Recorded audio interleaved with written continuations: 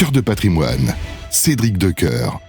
Et après avoir parlé de ces murs de restauration, on aborde à présent un sujet clé de la stratégie patrimoniale, la donation avant cession, dispositif technique patrimonial qui permet d'optimiser la transmission tout en réduisant la fiscalité. Alors on va parler bien sûr des avantages, des étapes à suivre, des pièges à éviter, tout cela avec Amélie Ziegelmeyer. Bonjour Amélie. Bonjour Cédric. Merci d'être au rendez-vous pour La Place. Vous nous éclairez donc sur ce dispositif. D'abord, il s'adresse à qui ? Alors tout d'abord, il s'adresse aux personnes qui ont la volonté de transmettre leur patrimoine. Ça, c'est fondamental. Et c'est également utile pour les personnes qui s'apprêtent à céder des biens avec des plus-values latentes. C'est pour ça qu'on pense souvent à cette stratégie au moment où on va céder son entreprise, parce que les montants à percevoir sont importants, les plus-values peuvent être conséquentes, mais c'est une stratégie qui peut tout à fait être mise en place au moment de la cession d'un bien immobilier ou d'un portefeuille d'actions à partir du moment où il y a des plus-values. On rappelle le principe du coup ? Alors le principe de la donation avant cession, c'est d'éviter la double fiscalité.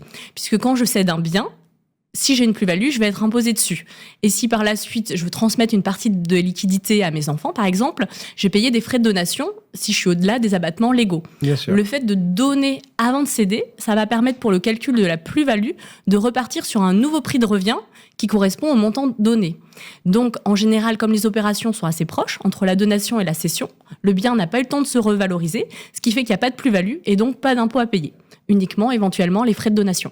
Donc si on prend un exemple, ça donne admettons que j'ai créé une société et que je m'apprête à la vendre pour 1 million d'euros, ce qui est également le montant de ma plus-value puisque je suis partie de zéro.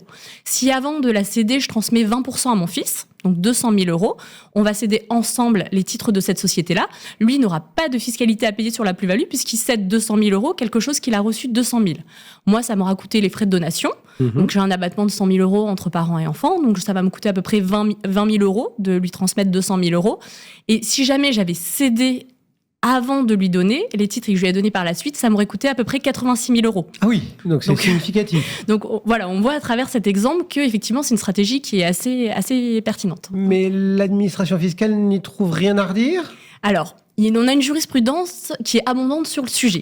Le Conseil d'État a validé cette stratégie dans plusieurs arrêts, y compris le délai court entre la donation et la cession. Après, attention, ça ne veut pas dire que c'est des montages qui ne sont pas regardés. Au contraire, l'administration fiscale n'hésite pas à chercher la moindre faille pour remettre en cause l'optimisation. Donc pour ce faire, elle a 2 angles d'attaque, la fictivité de la donation et le non-respect de la chronologie.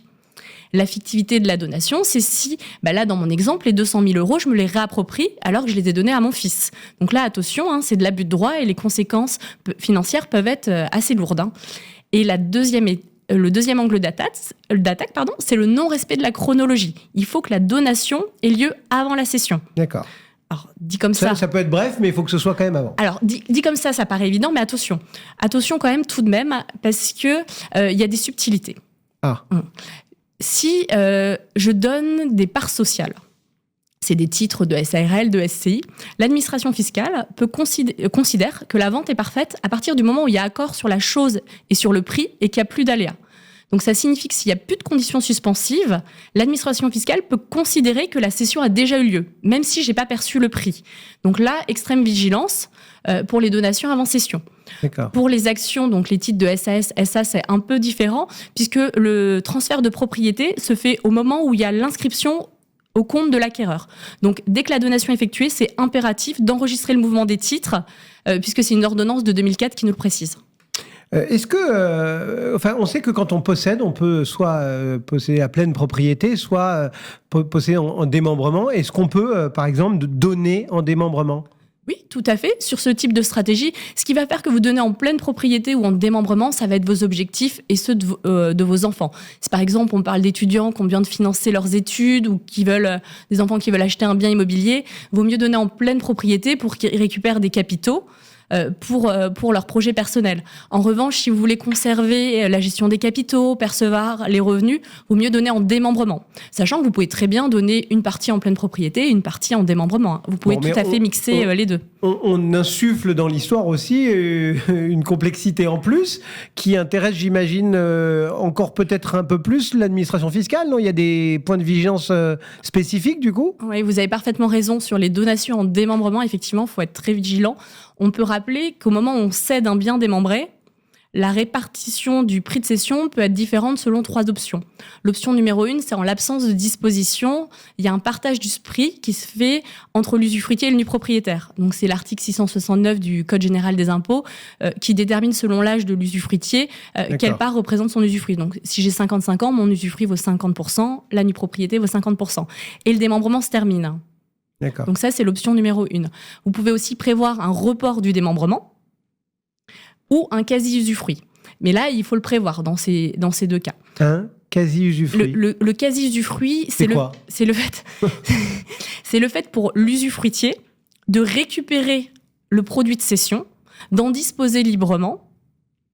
Et attention, pour pas que les nus propriétaires soient lésés, ils ont ce qu'on appelle une créance de restitution, qui normalement vient au passif de la succession de l'usufruitier. Mais attention, là, on a eu des précisions récemment, le 26 septembre de cette année, qui nous indiquent, dans le BOFIP, l'administration fiscale nous précise que pour pas que ce type de montage soit considéré avec un but principalement fiscal, elle va regarder un certain nombre d'indices. Et le temps qui s'écoule entre le démembrement du bien, donc là, dans notre cas, la donation, et la cession, fait partie des éléments qu'elle regarde. Donc clairement, l'option du quasi-usufruit, elle est fortement déconseillée dans le cadre des donations avant cession parce que bien trop risquée. Donc c'est pour ça que l'option à retenir, ce serait le report du démembrement.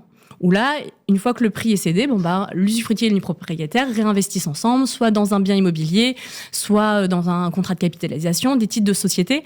En revanche, il y a quand même un certain nombre de points d'attention à prévoir. Parce qu'avant qu'il y ait le report du démembrement, c'est impératif que les fonds versés soient sur un compte démembré. Sinon, le démembrement se termine. On ne peut pas ressusciter un démembrement. Ouais. Donc ça, c'est un petit point technique, en tout cas pratique, d'attention.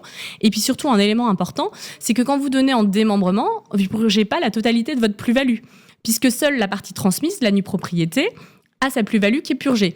Donc, ce qui veut dire qu'il y aura toujours de la plus-value à payer sur la partie de l'usufruit. Sauf que qui paye cette plus-value ? C'est le nu propriétaire. Donc, il faut prévoir qu'il ait les liquidités pour pouvoir faire face à Ne faites pas ça tout seul. Ne réalisez pas ça sans l'aide d'un professionnel. Disons qu'il y a plein de subtilités, donc c'est bien de maîtriser un peu les tenants et les aboutissements. Ça concerne tout le monde. Enfin, je veux dire, on peut donner par exemple à un mineur. Alors, on peut donner à un mineur. Après, il y a aussi un point de vigilance sur les actions, et c'est le cas d'ailleurs aussi sur les biens immobiliers. Il est recommandé de nommer un tiers administrateur qui n'a pas l'autorité parentale. Pourquoi ?